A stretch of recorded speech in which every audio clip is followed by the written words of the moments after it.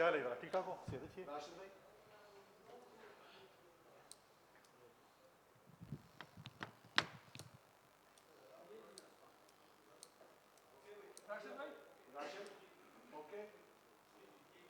Okay ready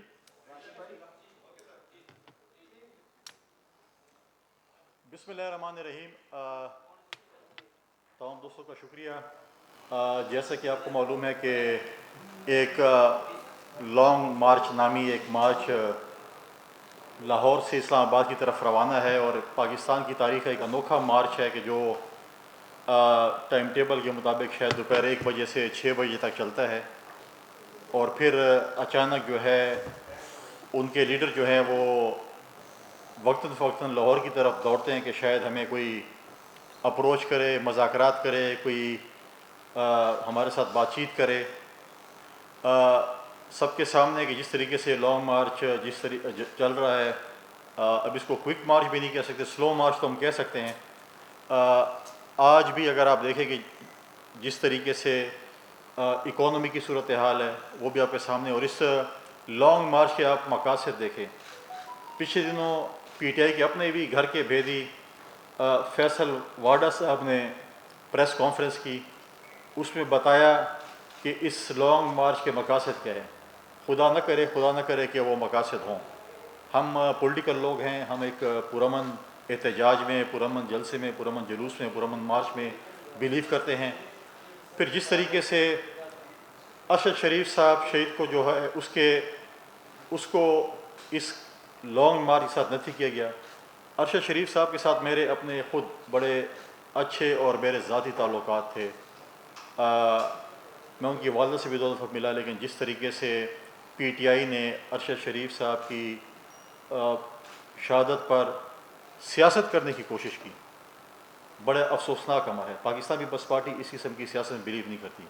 پھر کچھ ایسے ہمارے اینکرز اور ایسے ہمارے جو کہیں کہ میڈیا سے تعلق رکھنے والے ہمارے بھائی جو کہ کہتے ہیں کہ ہمارے بہت زیادہ فالوورز ہیں ہم بہت سنجیدہ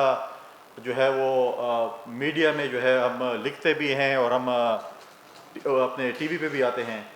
ایک غلط خبر منسوخ کی گئی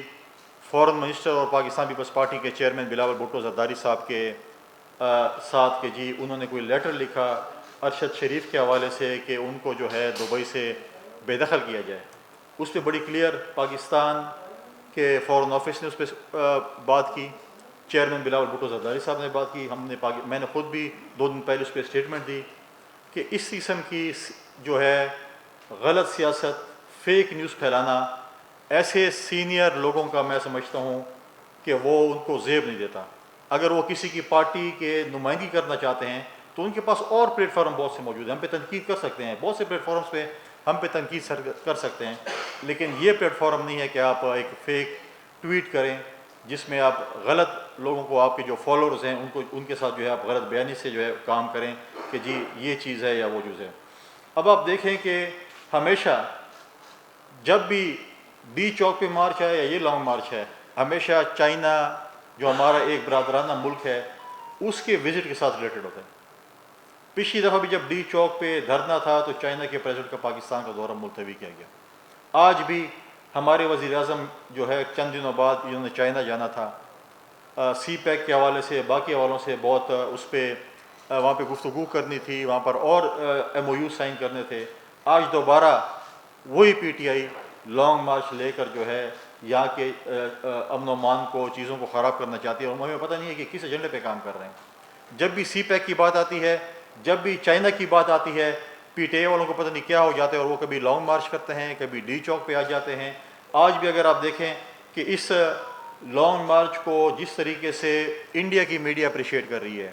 انڈیا کے ریٹائرڈ فوجی جس طریقے سے اس کو اپریشیٹ کر رہے ہیں میں سمجھتا ہوں کہ یہ بہت ہی سوچنے کی بات ہے کہ کیوں ہمیشہ جو ہے وہ جب چائنا کی بات آتی ہے تو پی ٹی آئی والوں کو کچھ ہو جاتا ہے اور آج انڈیا بھی اس میدان میں آگے آ چکا ہے ہماری اکنامیکل سچویشن بھی آپ کے سامنے کہ جس طریقے سے دن بدن اگر اس لانگ مارچ میں اکانومی سفر کر رہی ہے تو ملک سفر کر رہا ہے مجھے نہیں پتا کہ کیوں پی ٹی آئی والوں کو اتنا شوق ہے کہ وہ اکانومی کو جو ہے وہ اس طریقے سے جو ہے وہ کہتے ہیں کہ اس پہ جو ہے یہ سفر ہو اکانومی اگر عمران خان کو واقعی ہی شوق ہے الیکشن کروانے کا، مجھے نہیں پتہ کہ ان کے اتنے نااہل نالائق ایڈوائزرز ہیں، اپنے ایڈوائزرز پہ غور کریں کہ ان کے ایڈوائزر کون ہیں۔ ان کے تو بہت آسان طریقہ ہے، خیبر پختونخوا اسمبلی، پنجاب اسمبلی، کشمیر کی اسمبلی، گلگت بلتستان کی اسمبلی توڑ دیں، آج الیکشن ہے، الیکشن کی طرف پھر شاید حکومت مجبور ہو سکتی ہے، لیکن اس سلو مارچ سے، اس فسادی مارچ سے تو میں نہیں سمجھتا کہ کچھ ہو سکتا ہے۔ اس کے باوجود بھی ہم نے ایک کمیٹی بنائی کہ اگر آپ سیاسی ڈیولپ کرنا چاہتے ہیں ہم آپ کے لیے تیار ہیں، لیکن عمران خان صاحب اگر آپ واقعی خیبر پختونخوا اور پنجاب کی حکومتوں کا مزہ نہیں لوٹنا چاہتے اور آپ الیکشن کی طرف جانا چاہتے ہیں اور آپ سمجھتے ہیں کہ آپ بہت پاپولر لیڈر ہیں، تو آپ کیوں اپنے آپ کو تھکا رہے ہیں دوپہر سے شام تک اور لانگ مارچ کر رہے ہیں اور صرف کہہ رہے ہیں کہ الیکشن کی ڈیٹ دیں؟ الیکشن کی ڈیٹ ویسے نہیں ملتی۔ ہم نے بھی لانگ مارچ کیا تھا، پاکستان کی تاریخ کا سب سے بڑا لانگ مارچ کیا تھا، اور ہم نے یہی کہا تھا کہ یا یہ حکومت استعفیٰ دے، الیکشن کی ڈیٹ دے، یا عدم اعتماد کا جو ہے سامنا کریں۔ انہوں نے الیکشن نہیں کروایا، استعفیٰ نہیں دیا، ڈیٹ نہیں دی، ہم نے عدم اعتماد کے ذریعے ان کو ہٹایا۔ آج عمران خان صاحب کے پاس کیا ہے؟ وہ یہ ہے، وہ کہتے ہیں کہ الیکشن کی ڈیٹ دیں، ہم کہہ رہے ہم نہیں دے رہے۔ دوسرا آپشن ان کے پاس یہ کہ اسمبلی توڑ دے۔ تیسرا آپشن تو سامنے ظاہر ہو گیا کہ وہ رات کو لوگوں کے پاؤں پڑتا ہے۔ وہ کل 2-3 دن پہلے ڈی جی ایس آئی اور D G S P R نے جو پریس کانفرنس کی کہ رات کو پاؤں پڑتے ہیں، دن کو گلے پڑ جاتے ہیں۔ آج تو ان کی جو ہے وہ سب ظاہر ہو چکی ہے کہ کس طریقے سے وہ اقتدار میں آنے چاہتے ہیں، چور دروازے سے اقتدار میں آنے کے وہ خواہشمند ہیں۔ تو یہ چیزیں آج بھی اگر اتنی مار پڑنے کے بعد عمران خان صاحب کی چوائس آج بھی بزدار ہو پنجاب میں، تو میں اب اس کے اوپر کیا کہہ سکتا ہوں؟ آپ خود ہی اس کے ذہن کا، اس کی چوائس کا وہ کریں۔ میرے خیال میں اس کو پارلیمانی لیڈر اگر آج آپ بزدار صاحب کو بنائیں، جس کی چوائس محمود خان ہو، جس کی چوائس کشمیر کے وزیر اعظم ہو، اس میں ڈیٹیل میں نہیں جانا چاہتا، لیکن سب کو معلوم ہے کہ کیا آپ اس چوائسیز میں اگر آپ نیچے ان کی تشریح کرنا شروع کر دیں تو آپ کو ان تینوں کا جو ہے، اگر آپ ان تینوں کو اکٹھا کر دیں تو اس میں عمران خان بن جاتا ہے۔ تو عمران خان اگر یہ چوائس ہو تو پھر اس سیاسی جماعت کو تو ایسے بھی حلافظ ہے۔ اب دیکھیں، بہت سی باتیں عمران خان صاحب کرتے ہیں۔ میں آج ان سے میرے سوال ہے کہ آپ کی تقریباً 9-10 سال خیبر پختونخوا میں حکومت ہو چکے ہیں۔ آج وہ وزیر اعلیٰ محمود خان اپنے گھر نہیں جا سکتا سوات۔ آج سوات کے لوگ امن کے لیے سڑکوں پہ نکلے ہوئے ہیں۔ آج سوات کے لوگ، خیبر پختونخوا کے لوگ آج امن چاہتے ہیں۔ کل بھی ایک ناخوشگوار واقعہ جو آف اینڈ آن ہوتے رہتے ہیں، ڈیر اسماعیل خان میں بھی ہوا، ہمارے سیکیورٹی فورسز کے جوانوں پہ، پولیس کے جوانوں پہ حملہ ہوا جس میں شہادت بھی ہوئی۔ خیبر پختونخوا کے آج بھی اگر آپ دیکھیں کہ 10 سال میں یہ وہ امن بحال نہیں کر سکے۔ خیبر پختونخوا کی وہ پولیس جس کو یہ کہتے تھے کہ ہم اس کو غیر سیاسی پولیس بنائیں گے، اس دن ای سی پی کے سامنے، الیکشن کمیشن کے سامنے اس پولیس نے کیا کیا وہ بھی آپ کے سامنے، کہ اپنی ہی اسلام آباد کی پولیس کے سامنے جو ہے وہ گولے چلانے شروع کر دیں۔ آج خود یہ کہتے ہیں، ہم جب پہلے دن چیئرمین بلاول بھٹو زرداری صاحب نے کہا تھا کہ یہ سلیکٹڈ ہے، یہ ڈمی ہے، یہ نااہل ہے، 4 سال بعد واقعی عمران خان صاحب نے کہا تھا کہ میں تو ڈمی تھا، میں تو سلیکٹڈ تھا، میرے پاس اختیارات نہیں تھے، میں تو صرف اس پرائم منسٹر ہاؤس میں 11 بجے صبح جاتا تھا جس کو میں نے یونیورسٹی بنائی تھی، مجھے لیکچر ملتا تھا، اور لیکچر جب 3-4 بجے ختم ہوتا تھا، 5 بجے میں واپس گھر چلا جاتا تھا۔ میں خود کہا انہوں نے کہ میں تو ڈمی تھا، میرے پاس تو کوئی جو ہے وہ اختیارات نہیں تھے۔ پھر جو ہے ہم پہ الزامات لگانا کہ بھئی یہ چور ہیں، یہ ڈاکو ہیں۔ آپ تو سرٹیفائیڈ ہو چکے ہیں اپنے والد صاحب کے نقش قدم پہ چلتے ہوئے۔ آپ کے والد اکرام اللہ نیازی بھی ایک سرٹیفائیڈ کرپٹ تھے جن کو نوکری سے نکالا گیا تھا اور بحال نہیں ہوئے تھے، اور آپ پہ بھی الیکشن کمیشن نے یہ آپ کو ایک سرٹیفکیٹ دی ہے کہ آپ نے توشہ خانہ میں جس طریقے سے آپ نے، یہ عمران خان کی بات نہیں ہو رہی، ہمارے جو ہے سر شرم سے جھک جاتے ہیں جب ہم سعودیہ جاتے ہیں اور کہتے ہیں کہ آپ کے وزیر اعظم آئے تھے اور ہم نے ان کو تحفے میں گھڑی دی تھی اور اس نے ساتھ ہی نیچے جو ہے مارکیٹ میں بیچ دی۔ آپ کے پاس اتنی اے ٹی ایم مشینیں تھیں تو آپ تو کچھ اور کا کسی سے قرضہ لے لیتے۔